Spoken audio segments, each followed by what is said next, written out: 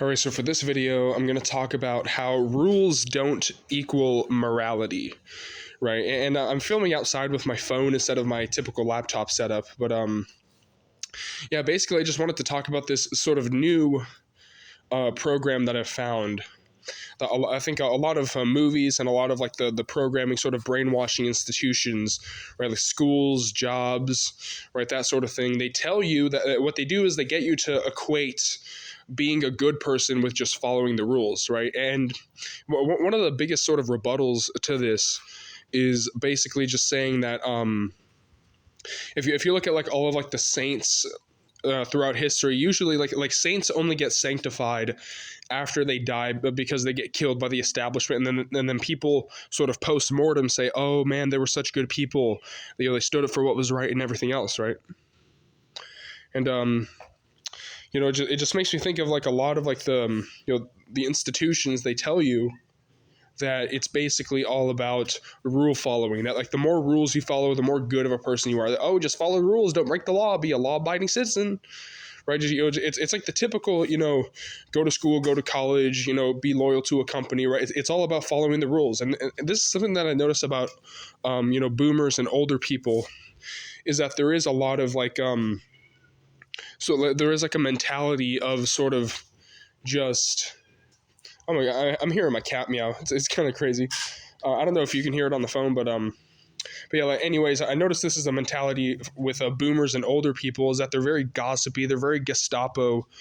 Like when it comes to like, if you're not following social norms, if you're not following, what the establishment or what the man on the TV tells you to do, they're very gossipy about it. They're very condescending, and they twitch their nose up at you if you're someone who doesn't live by conventional standards. And it's not even that what you're doing is wrong, it's that what you're doing is more of a violation of their social rules, right? And so that's one of the things that I've noticed, is that even in like movies like the cape shit movies, like, I mean, I don't know, I kind of like some superhero movies, but in a lot of like the cape shit movies, like the Avengers and all this other stuff, right? Like the main heroes of the story, what do? They defend the government, right? Like that's what they do, is they defend the government, they defend the status quo, and that's what makes them heroes. You see this in a lot of superhero media, is that like they're working for the U.S. government, they're working for this or that, like they're trying to preserve the status quo, and like and the villains in like a lot of movies, not just superhero movies, but a lot of movies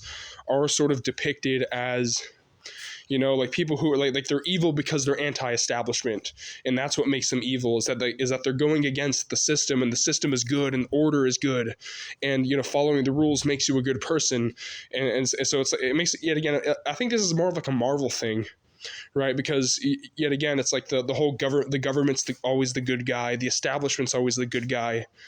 And the villains are always the one that want to create actual change, but they're going against the establishment. They're going against Israel.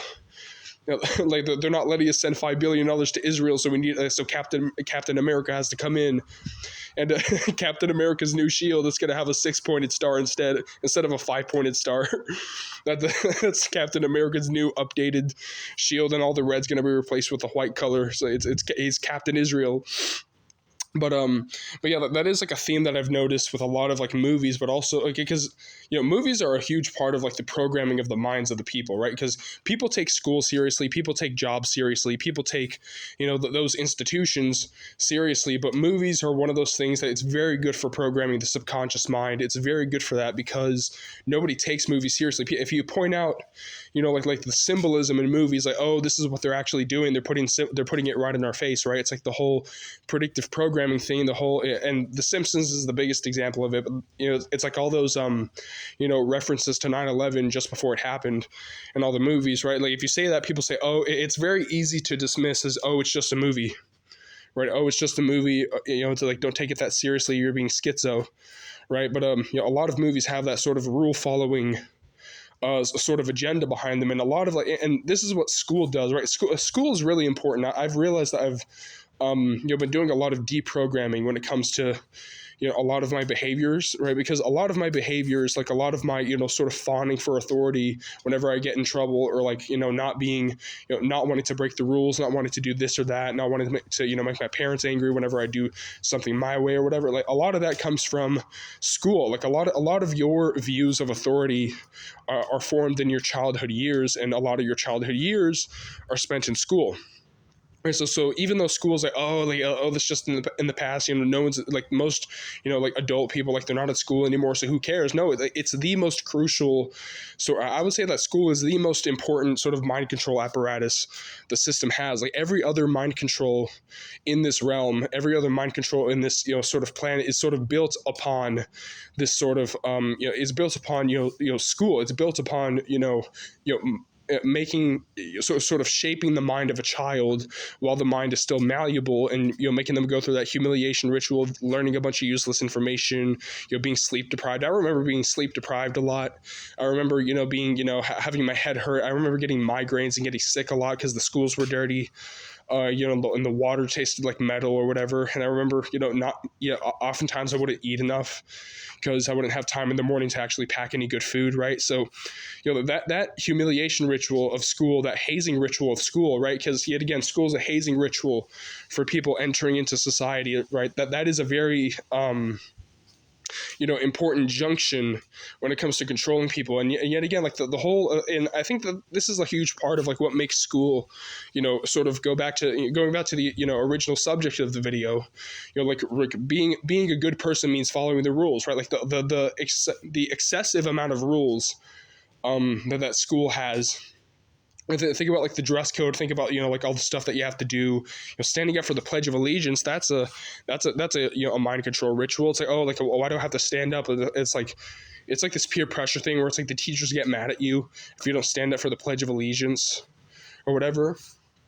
Right, and like because I live in Texas, and you have to to say the Texas pledge as well, which is pretty interesting, but yeah, it's like stuff like that where it's like having excessive rules, excessive controls. Yet again, it's jumping through hoops like a circus animal. It's testing how many rules can you follow, how can you make a mind that complies to as much as possible. That's the goal. Yeah, and yet again, compliance and rule following is often seen as sort of like the moral imperative in this realm, right? It's often seen as like the moral sort of like that's the standard of what creates a moral person, especially in the eyes of boomers, is that being a good person means that you follow all the rules, you tick all the boxes, right? You don't go above the speed limit, right? You don't like you don't do anything that's like beyond like the conventional stuff. It's like HOAs, right? Like the mentality of this sort of evil demiurge that runs this world, like the mentality of a lot of boomers, the mentality that's put in a lot of movies is the HOA mentality. It's like being a good person is not about being a good person. It's not about whether or not you're a morally just person, right? It's all about how many rules can you follow and who's creating the rules. The system is, right? And so what you're doing essentially, or what the system is doing, is it's essentially equating the system equals good because the system writes the rules, which following them equals good, right? And I've just noticed that like that's really is sort of a warp in our collective sort of mentality of what good versus evil really means. And I think that being a quote unquote good person doesn't mean. I don't think that being a quote unquote good person is actually a good thing. But when I say quote unquote good, I mean like not good in the sense of actual good, but good in the sense that you're a rule follower and you don't step on anyone's toes or whatever, right? I think that like the truly good people are like the people who break all the rules. I think that is sort of the point of like a true morality, or of like a true being a good person, is that you're supposed to break all the rules. But yeah, like this this mentality that following the rules equals good, right? Like that you being a good person means that you follow all the rules. I did everything right, and they still shot me, right? Like I did everything right. Why? Well, I was just following orders, right? Like that mentality is bad, and so being a truly good person, especially in in a world that is as inverted as this one, it really means breaking as many rules as you can, living life by your terms, not the system's terms. And I think yet again, like there is like a subconscious attraction that we have to rebels and rule breakers. I think that there is a reason why especially people who are like-minded, people who are, into the prison planet stuff, people who are into, I guess more I don't like using political words, but like more conservative sort of right-wing values. Like there is like a subconscious attraction to, villain characters. Like villain and anti-hero characters really appeal to me personally. And this idea, and this is like another sort of quote unquote rule that is put in a lot of the movies. Is like, I think, Batman is a psyop. Right? This idea, oh, you're not supposed to kill. Killing's bad. Right, like you're not supposed to get, like you have to live by, you have to live by rules, dude. Yet again, like the whole no kill rule. It's all about rules. It's not about what's good. It's not about defeating evil. It's about, it's about restrictions, and that's what the morality is. Right, like I've always hated like that part of Batman for that reason. Is like this idea of like, oh, it's like you have to have a no kill rule, because if you don't live by rules, then you're no better than the criminals, right? But rules don't make you good. Right, being good makes you good. Right, not being an evil person with no empathy, that's what makes you good. It's not that you follow rules that makes you a good person. Rather, that is, complete bullshit.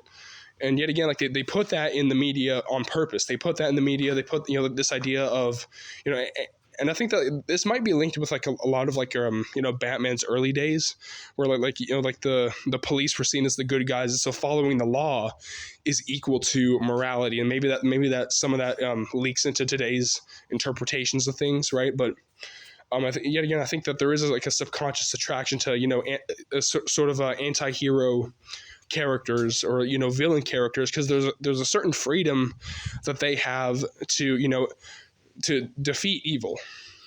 There's a certain freedom that they have that good people don't have, that a lot of quote unquote good people, a lot of religious people, a lot of like the sort of mentally cucked people who think that following all the rules makes them better. Right, like the HOA mentality, right? Like I think HOA neighborhoods are like the biggest sort of or like the best example for like the mentality that I'm trying to describe. Is this idea that you're following the rules and being a good citizen, right? Like that's the sort of peak of morality. That's the peak of human goodness. Is how many rules can you follow? How many boxes can you tick? Right. And so like that HOA mentality applies to a lot of religious people, and religion is obviously a psyop to get people to stand down, to get people to just, oh, but like there's a Messiah coming back. And so all you have to do is just sit and do nothing. Or the New Age will tell you, oh, you just have to sit and think happy thoughts, because like the 5D vibrational shift of the crystal chakra kundalini whatever is going to come, right? And like the aliens are going to come, and there's going to be a big disclosure with like the Pleiadian, like the Galactic Federation of Light, right? So so a lot of religion is a psyop for that reason as well.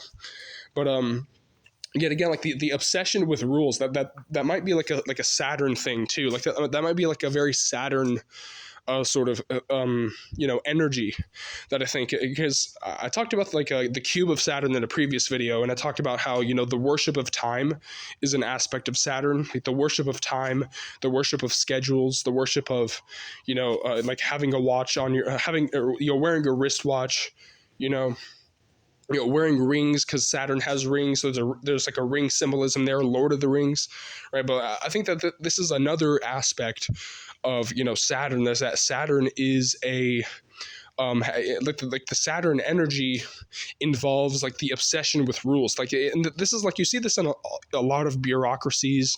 You see this in a lot of totalitarian governments. You see this in a lot of it is obsessed with paperwork. It's obsessed with rules. It's obsessed with like following procedure, right? And there's this movie that I watched recently called Brazil. It was made like I believe in 1985, but like it talks about it's a movie about like this guy who gets into like this bureaucratic mess, and he ends up getting like fucked over by the government he works for, because like the because of the bureaucracy, because of the this obsession with procedure, this obsession with paperwork, right? Like this obsession with all like yet again the obsession with rules, like the HOA stuff.